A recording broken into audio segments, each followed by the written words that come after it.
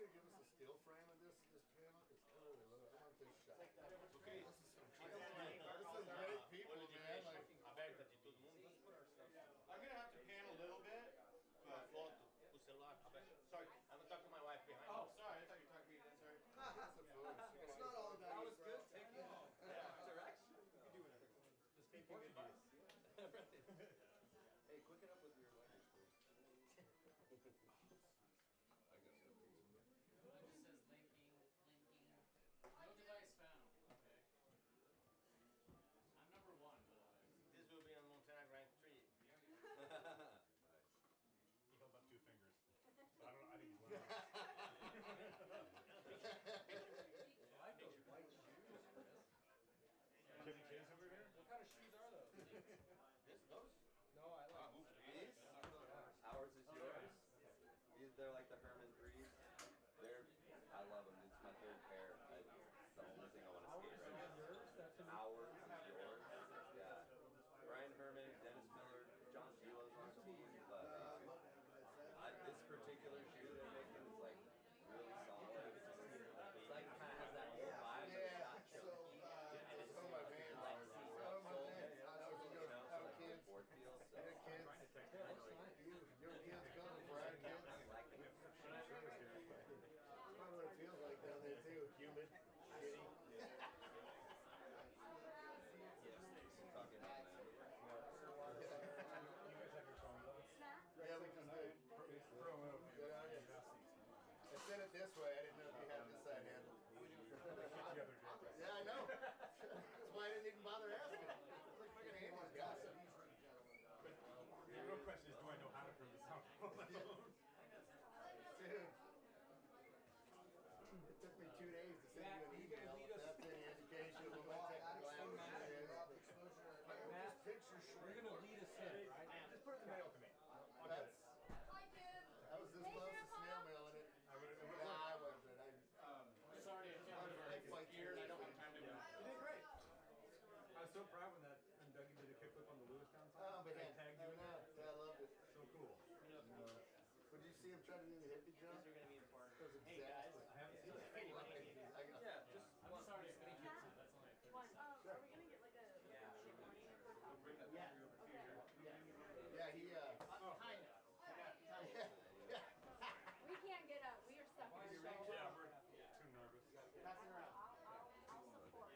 Okay, everybody, we're going to get started. Thank you for coming. a nice way to say you. This is a crazy new idea, and it's really a testament to all of you all that you're here to participate in something so unusual and so untested, but so beautiful in all of those ways. So, my name is Matt Johnston. I am the publisher of PMA Magazine. We have a podcast. There are some issues here. If you want to buy one, all the money will go to the future Big Sandy Skatepark expansion. So you can take away a magazine and also help the cause that we're all here to celebrate this year. So today, what we're going to do, it's really simple. This is a storytelling circle. And what we're going to do is we are going to move through the circle. Every person that you see here is a leader in their community and has been working to create safe and accessible spaces that have become platforms for these incredible communities that are continuing to rise. And as the communities rise, the people within those communities elevate. And if you were at the park today, obviously you see that. The reason why you're here is because you understand that. So, we're going to find out how skateboarding, art, vibrant public spaces, and the human spirit are all mixing together across Montana and right here in Big Sandy to produce a fertile ground for serendipitous good things to happen for the benefit of everyone. That is the mission statement here. And so we're going to start by introducing everybody that's here. We have Kim Peterson, first and foremost. You could hold your applause to the end, please. Hold on, let me get the bios that I wrote down. Kim is an educator, lead skate coach for Girls on Shred, MPS team rider, and legendary skateboarder and snowboarder. If you don't know Kim, just check out Wikipedia. You'll be blown away. Andy Camus. Please hold your applause, Andy Camus. Andy Camus, photographer, author, skateboarder, incredible human being. Chris Bacon, raise your hand, please, Chris. Author, Board of Missoula CEO, skateboarder and musician. Dan Reyes, filmmaker, storyteller, skateboarder. If you were in the auditorium at the high school earlier, you saw his film. It's incredible. Please go see it if you haven't seen it. Jay Stevens, skatepark advocate, skateboarder, another exemplary human being. Alora Carroll, skateboarder, MPS team rider. Billy and Catherine Coulon, skate park designers, builders, artists, and also skateboarders. We have some late folks that'll be here anytime soon. We'll introduce them when they show up. And then we have this guy. Does anybody know who this guy is? He just walked in. Jason's out there. This is Jeff Amen. He's the Montana Pool Service founder, artist, musician. He grew up here in Big Sandy, and he's also a skateboarder. JC, come on in. This is JC Larson. He's a skateboarder and MPS team rider. Come on in, join us. You're right here. Okay, and when you see Jay come in, Jay Mitsui is going to be here too. All right, so we're going to get started with Kim's story. Each storyteller has about 3 minutes. My role is to get out of the way, make sure everybody stays on time, and then we'll wrap up at the end. So please listen, enjoy. The only request I have of you, the audience, is to be present and to use your imaginations when they're telling these stories. They've spent a lot of time, actually. These aren't stories that that I'm hearing for the first time. We've actually worked individually with all these storytellers, and they're going to take you on a little bit of a journey, but you need to actually be willing to go on that journey with them. So listen, be present, and actually try to imagine the details that they're bringing forth.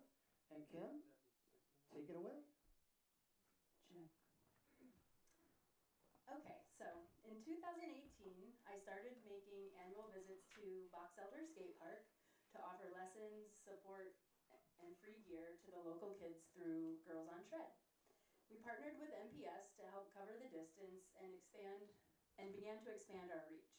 In the years that followed, we added clinics in Malta, Big Sandy, Shelby, Havre, and Chinook. This annual trek has morphed into what we now call the Golden Triangle Tour. As many of you know, we are sitting in the middle of a massively high fertile agricultural triangle that yields a rich harvest of wheat and other grains due to an ideal climate and rich glacial till soils. I see this as a bit of a metaphor for what I see happening at the skate parks in this region. Fertile concrete, seeds planted, seeds nurtured, the hope of a bountiful harvest. It would be unrealistic to say that it was just that simple, that there are good years and not so good years. There is drought in the form of isolation. There are storms in the form of mental health issues related to that isolation. When a young person looks at you with pain and gratitude in their eyes and say, skateboarding saved my life, you know that they really mean it. So, for us at Girls on Shred, we saw the zone, but they conjured the courage to show up and rip. Surprisingly, the kids were asked to give speeches to the young skaters of Wolf Point. What impact has skateboarding had on your life? The answers were deep, introspective, and very real. Those are not my stories to tell, so I will share what I witnessed from my perspective. I saw a captivated audience of wide-eyed young skateboarders in Wolf Point, fully inspired, enthusiastically, with so much heart, helping a little guy in Chinook yesterday. So, you, the young people, keep passing it on because that shiz is golden.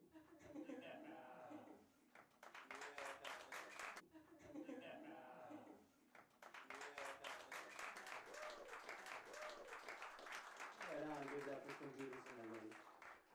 Okay, next up we have Andy Camus. Thank you for all of this. Thanks for pulling this together. It's an honor to be here and be able to share stories and just talk about this.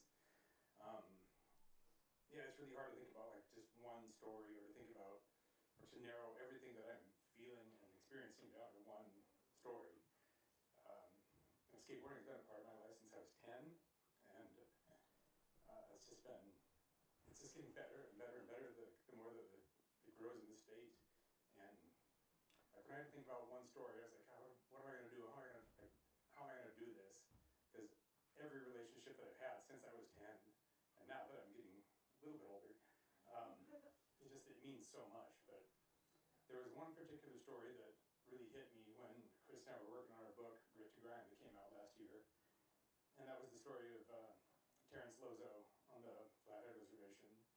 He was the first interview that we did for the book, and we sat down with him at the Ronan High School and just talked and talked and talked, and barely had to ask him any questions. We had to ask a few leading questions that he just opened up and just went for it. It was so impactful to see skateboarding through his eyes and to listen to what he's done for his community. There was one day that, in the story that he told us, he really wanted to go skate. He's having kind of a bad day. He's like, I don't have the gas money on the car right now. I can't get down to St. Ignatius. It's 20-some, 30-some miles away. I just can't make it. Came home frustrated. Like, I want a skate park in my town. So we started a petition, got some signatures, got some more signatures. It caught fire. We got involved. MPS got involved. Next thing you know, it's a kind of a going concern. And then, fast tracking along, there's almost a skate park getting ready to be built there. And then he starts a skate club in his high school. Like, Ronan has never had a skate club. There's hardly ever even skateboarding in Ronan. He started it and went from 0 to like 28 members overnight. And I mean, that just hit me so hard. But then as he kept on talking and talking, he was like, yeah, everyone's coming up to me asking me, how do I get involved? How do I get, I want to be there. Can I get a board? Can I do this? Can we get the art teacher involved? How are we gonna? And he was that nexus that brought everything together. And then he further told the story about, I would come back to school and everyone was kind of like propping him up and just lifting him up. He said, but I never felt popular. I just felt seen. And I just always remember those words.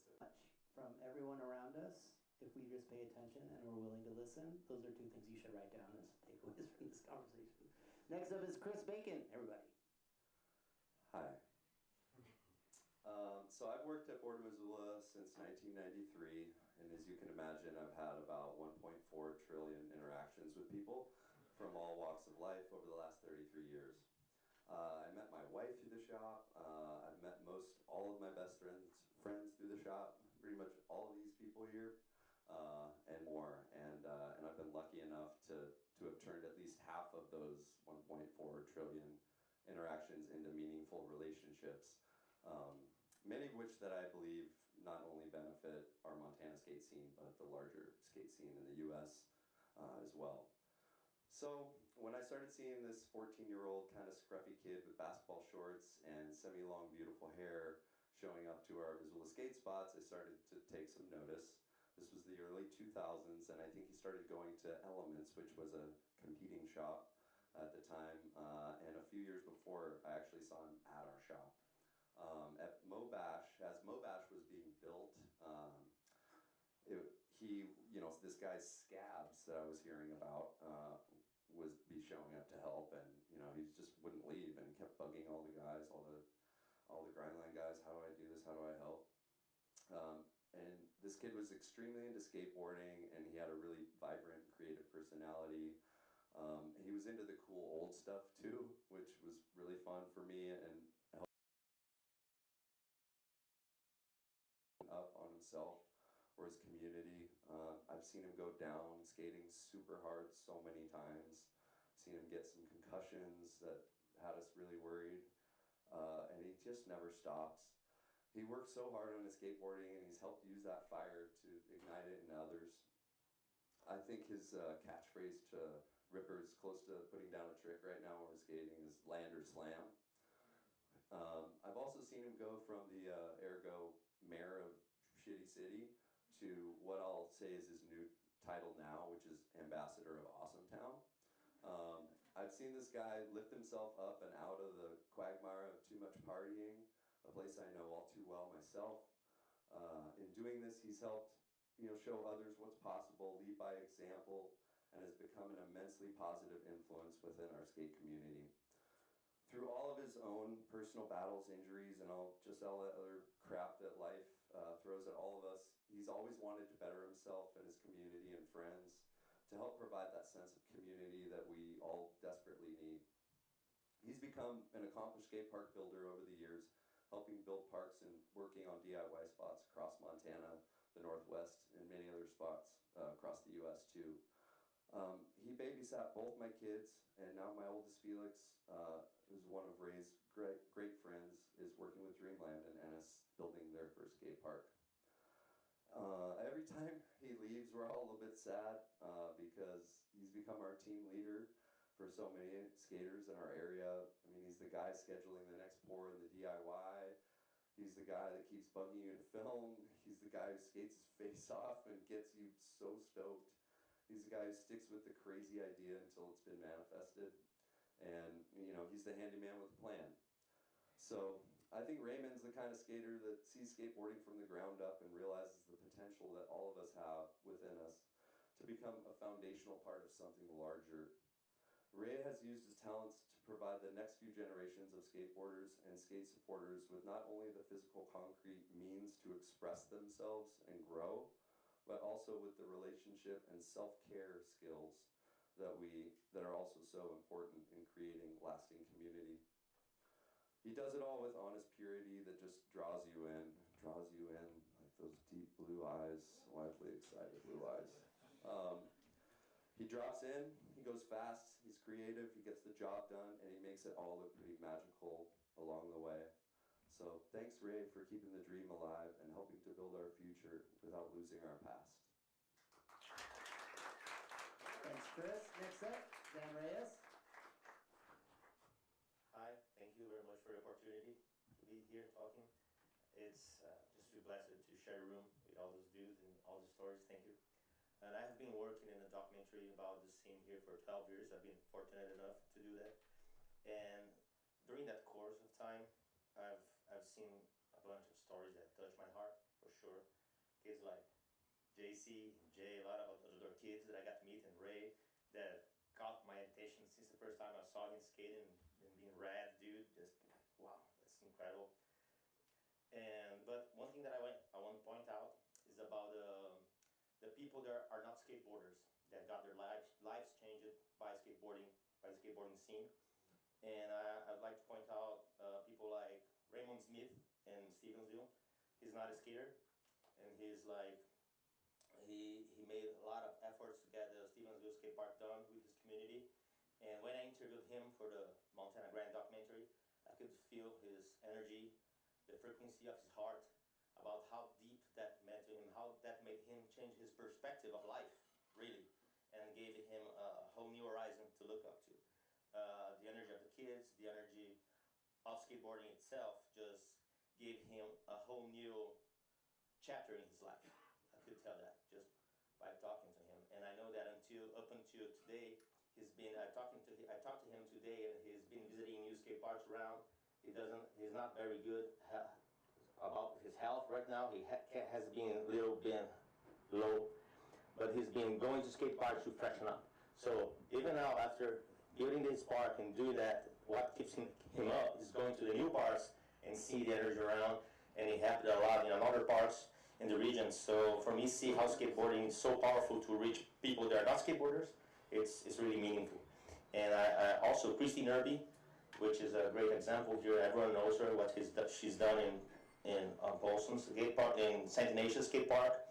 All her work was just to protect her son in a small town that was having problem with kids drinking themselves to death, and she had to do something to lift up the community, lift up the kids that she could just see they were just jumping the cliff because they had nothing to do in that small town, and she saw somehow in skateboarding a chance to make the kids blow up their minds, and she saw that. And that changed her life as well. And when she got the chance to watch Montana Grand documentary, she was so hyped on it, so stoked on it. And for me, that was the highlight of it, because she said that she was like her, how can I say, a work of her life. Like now, it's like she felt her work was done with everything. Anything could happen to her because it was her legacy there. That's pretty much what she said. And that was beautiful because she made a scene where all the skaters would go to St. Ignatius and stay in her house. I've been on the 4th of July in her house packed with skateboarders that would treat her like mom, but mom would look like a skateboarder because she would be partying up with them. And it was incredible. They are cracking up fireworks out of their butt cracks. Can I say that? And she was like, yeah! I was screaming like, yeah! So that was insane. And having that was all about skateboarding is incredible. And then there's another person that I want to mention about the same thing is Travis Roth. He's from the Malta crew. And he was into skateboarding, but he didn't skateboard at all. And with the park built in Malta, yesterday was 10 years of the skate park was built in Malta, the grand opening, we were there. And the great thing about it is he started to skate past his 30s, 40s with his kid. So the parks are not only for the kids, the little kids to learn, or the shredders in their teenage years to skate, but people to start skate in any age. So it was great to witness him with their kids learning to skate together, everyone looking goofy together. So I think that's the beautiful thing that I think it's magical that happened in this process. Besides the obvious stories of the kids, but how skateboarding really affected people that are not skateboarders. So that's why skateboarding is so magical. Yep, that's it. Thank you, Danny Rose. Jason Stevens. So my story kind of connects to all these stories, oddly enough. But a particular kid early on in our park's origin in 2017, the fall of 17, it was a very novel thing, a lot of traffic, a lot of curiosity. Naturally, you know, the kind of standard stuff you'd expect. But there was this kid that kind of hung out just a little beyond the fringe, you know. And I'd see him there a few days, and finally I got, you know, pretty curious, and so I tried to approach and maybe engage and talk a little. Just got nothing, just nothing, right? Not a response, not a glance, not like I didn't know, are we deaf? I wasn't sure, right? There was just nothing there. So we just kept going on this for a couple days, a few days, a week, and eventually, you know, I get something, and then we get a little breakthrough, and then he comes a little closer, and then we get him in the park, and we get him on a board, and we get him on board, and it all kind of takes on a life of its own from there, right? Like it often does. And he started skating, and a few weeks go by, and I'm sitting there, and I realize I don't recognize this kid. He's not the same kid that was out there, you know.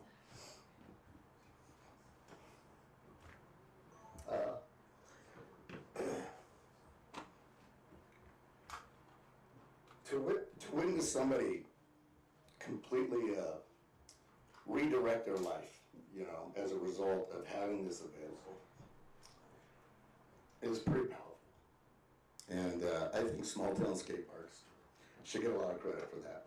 You know, there's a lot of need, you know, there's a lot of need, there's a lot of people that don't know how to manage what they're dealing with, and this provides them that brief escape to find themselves. And the collateral ripple effect as a result of that, it continues to get bigger, it continues to have a bigger footprint of positive impact, it reaches more people, and it's a thing that just builds energy and momentum that when we're all gone and forgotten, this thing's going to roll on, and more people are going to enjoy the benefit of it. And yeah, that hits me pretty hard. So thank you, Jay. that's my job. Next up, we got Laura Carroll. You guys are making me cry. I love you. I love you, Kim. Oh, thank you. Oh, I just took 5. Okay. But, you know, there's just like those cliques, those groups, and I didn't really have that. So, picking up a board and meeting new people, that was so big for me. I had a really strong support group, and it was amazing. One year at the pig roast, it was me and 7 or 8 other kids, and we were all like gathered around in this big circle, and oh my gosh, there's a big surprise, there's something, we all gotta go over here. And we were just so excited, and everyone, oh my gosh, I can just see their faces, we were all smiling, so excited. And Jeff pulls out these bags from his van, and they're huge and full of gear.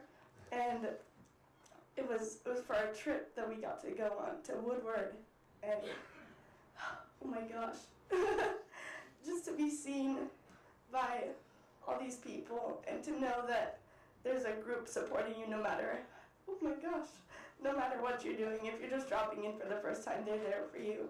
If you're doing some big crazy trick, they're there cheering you on. The Pig Roast feels more like a family reunion than just a big event now. I think that's all I have to say. Thanks, Aurora.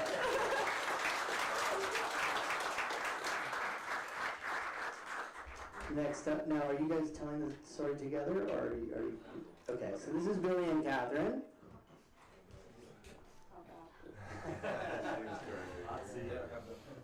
We're married, so we tell our stories together. A lot of stories. So this is kind of a long story, but I'm going to try and condense it into 3 minutes. So I don't know, it doesn't really have an ending because it's still going. So, you know, we've been building parks for a lot of years before we teamed up with Jeff, and the first project he had us do was out in Browning, and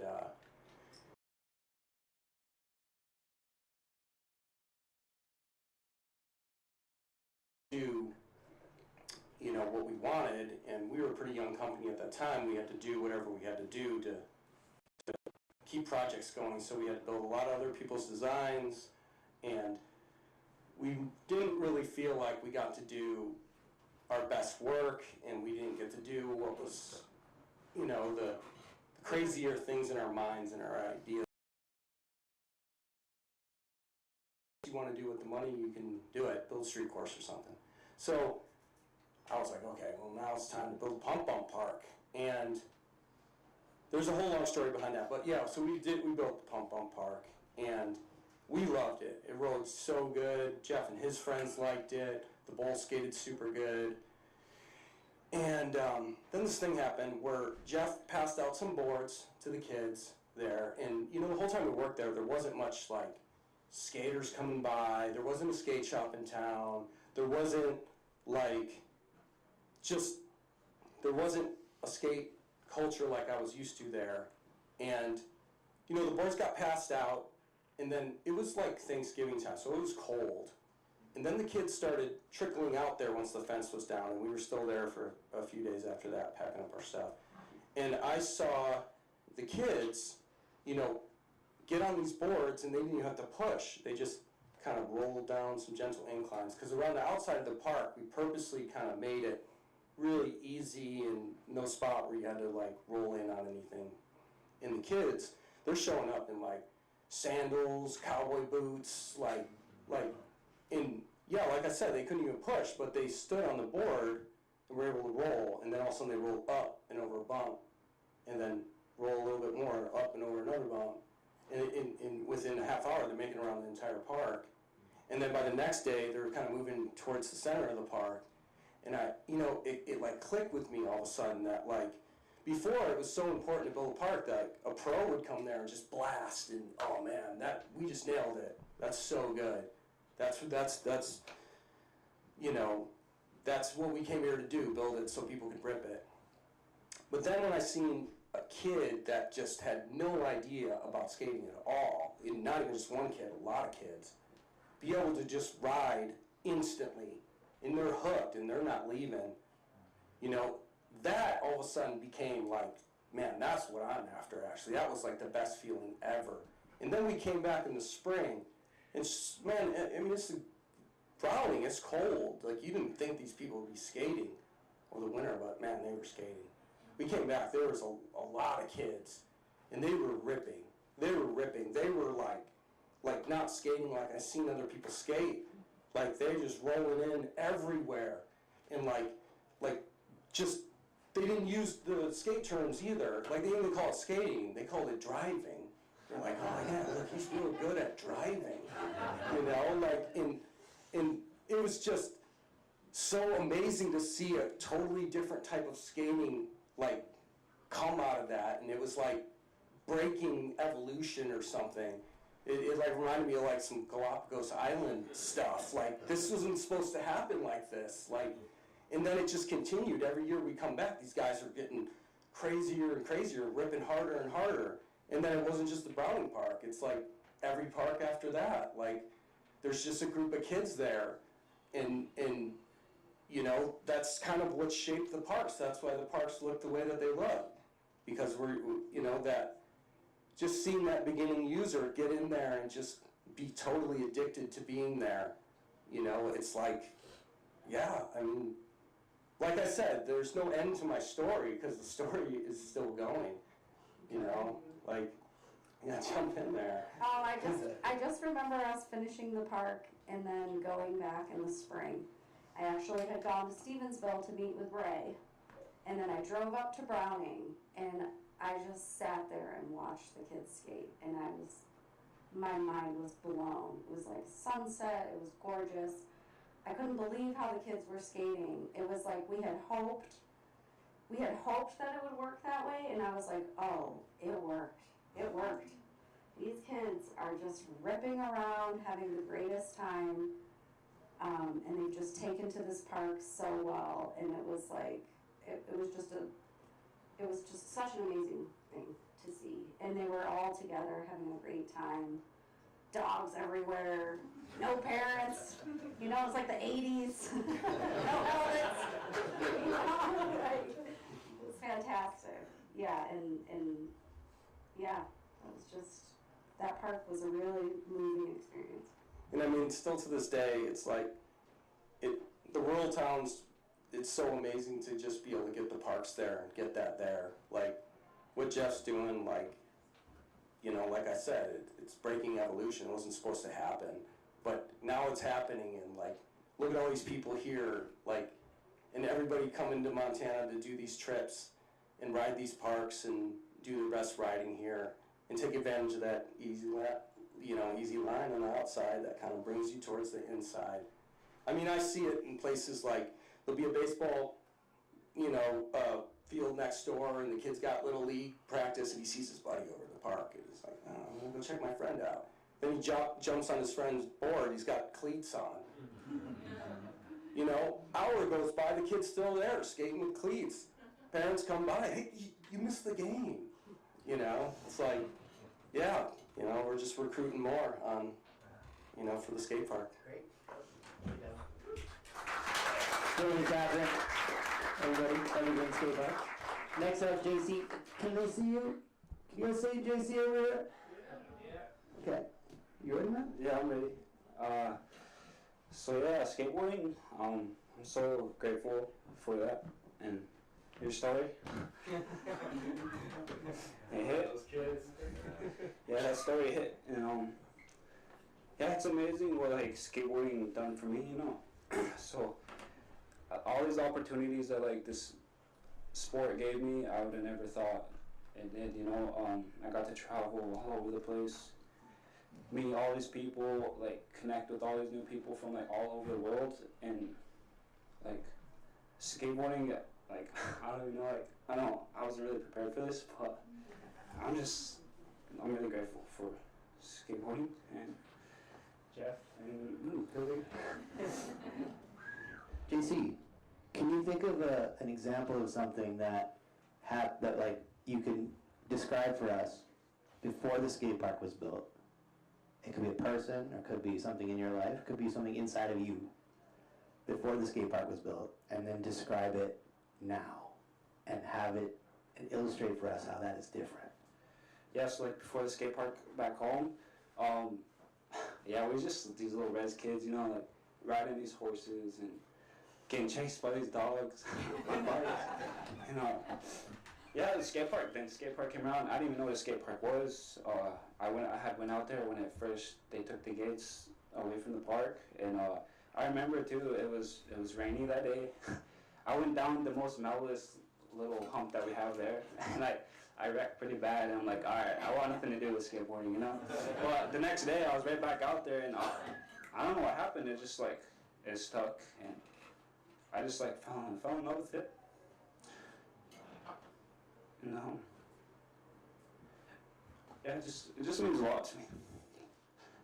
Like skateboarding is my whole world, pretty much. And I don't know where I would be or what I would be doing without it, you know. So that's what I think. All you guys. Thanks, JC. Is Jay here? Does anybody see Jay that's here? Jay, if you're here, come fly in here. Otherwise, I'm going to give it to Jay. Is that? I guess I'm next. The thing that I keep thinking about is that this whole trip for me started with just like a little bit of energy. Like when I was a kid and my cousin had a skateboard in a skateboarder magazine, and that gave me this little bit of energy, and then all of a sudden I went from being like a kid that played sports in a little town to like actively looking for other places to skate and asking questions about people around the state that had ramps. And at that time, like 1977, there was probably 4 or 5 ramps in the state, and I actively seeked out those people, and I went to the state fair and met people, and then there I found out I saw a ramp in a backyard in Havre, and it's amazing that little bit of energy, especially the energy that I got back from folks, that it's turned into this. Like, it's crazy. It's like, because this whole thing was pretty happenstance. There was no premeditated idea, 15 years ago, 20 years ago, 25 years ago, that it was going to turn into this. And the best part of coming back to the pig roast is every single person that I see that I've met before, I think of a session, or I think of telling a story about how they fell in love with skateboarding. And to be honest, the most frustrating part is the day is not long enough. It's like I don't have enough time to talk to everybody that I want to talk to. And it's one of those things where you see somebody that it's like, oh, I haven't seen that. Oh, I really want to talk to that guy or that lady that I haven't talked to in 3 years. And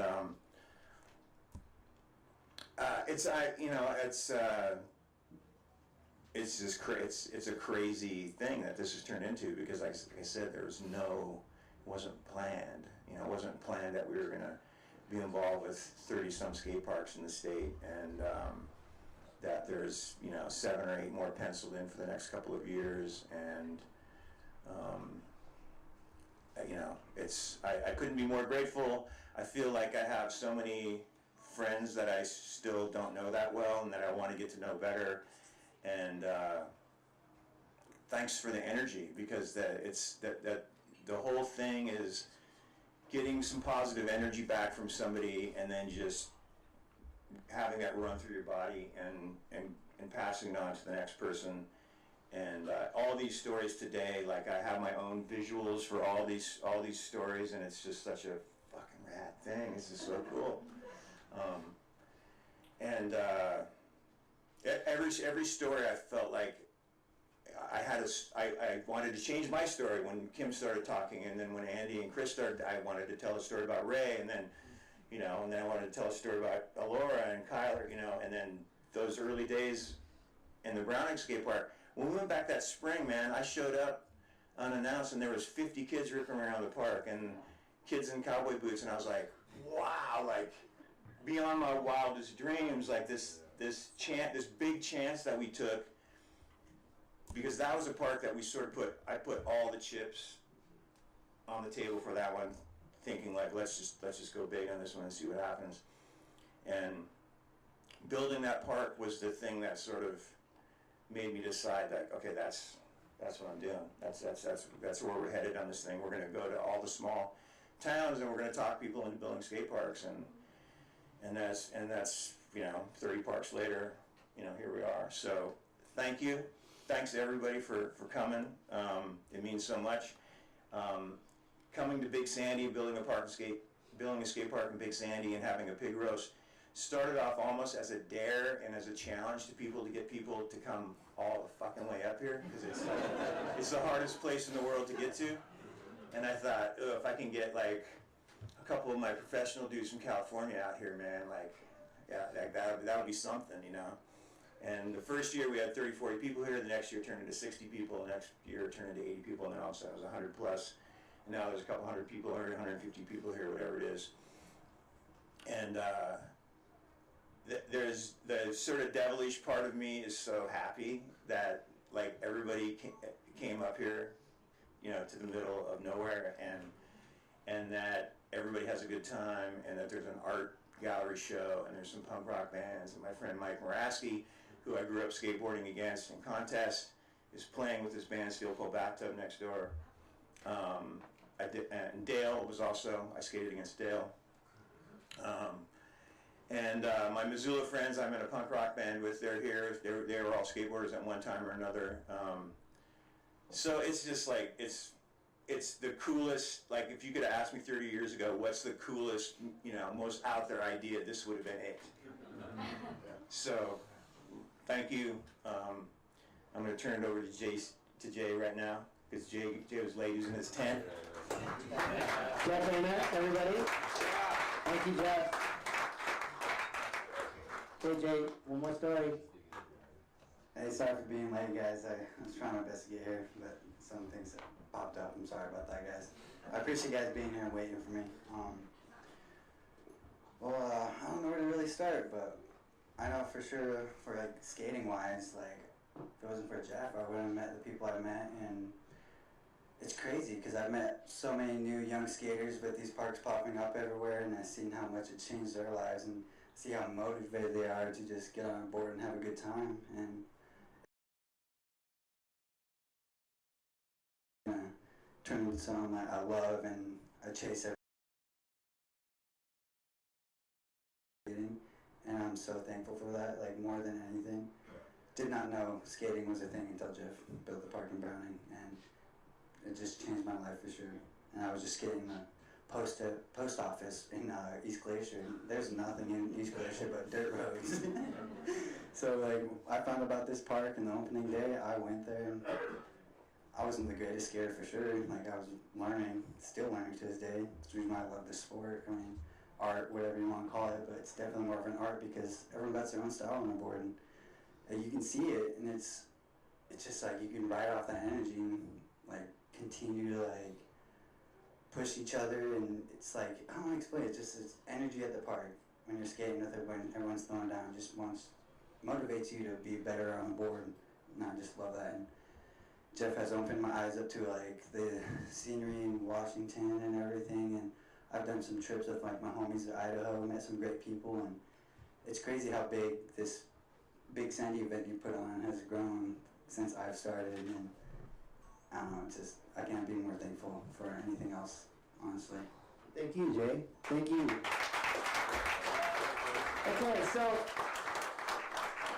these people have all really spent a lot of time and thought about their stories, and they really opened up to you and were very transparent. So we're going to ask one little thing of you before you leave, and then we're going to let you out of here.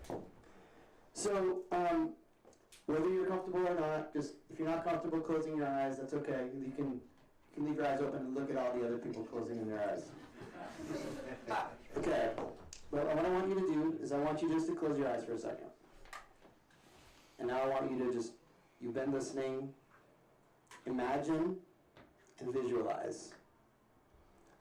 Think about the spaces that these people told you about. Imagine them, visualize them, and they can be your versions of all these things. They don't have to be actual things. You can imagine bigger, greater, more fantastical versions of these things. It's really important that you just feel free to visualize whatever comes up. Now think about the people that they told you about that are benefiting from these spaces. Okay? See it? Go there. Now you're there. Now think about our world, the whole world. Think about places like Uganda, Antarctica, Ukraine, Egypt. Pick a place, just imagine it.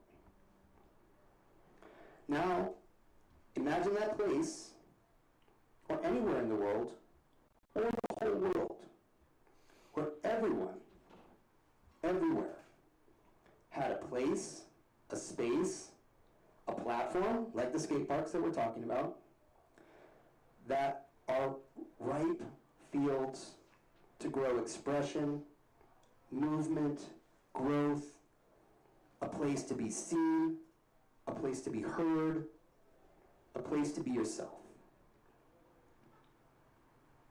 Now, ask yourself how this world you're imagining would feel to live in. Go there, be in it, feel what that would be like. Now, what's different about your life in this new world that you're imagining?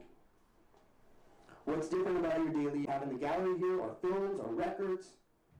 Every one of us here has a way to contribute to the creation of the world that we are able to imagine, a world that we want to live in.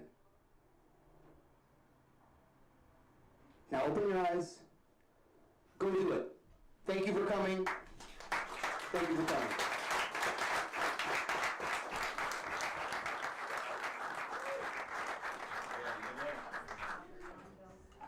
Thank you. Thank you. That was a good speech. Yeah, great.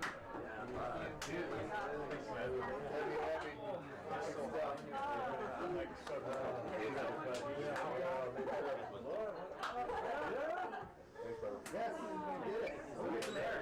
I know. It's really out. Note to self. I'm ready for the door. Look what we did. Thanks for being here. No problem. Good idea. Rose, Jake, we'll talk to your parents. We'll talk to your parents.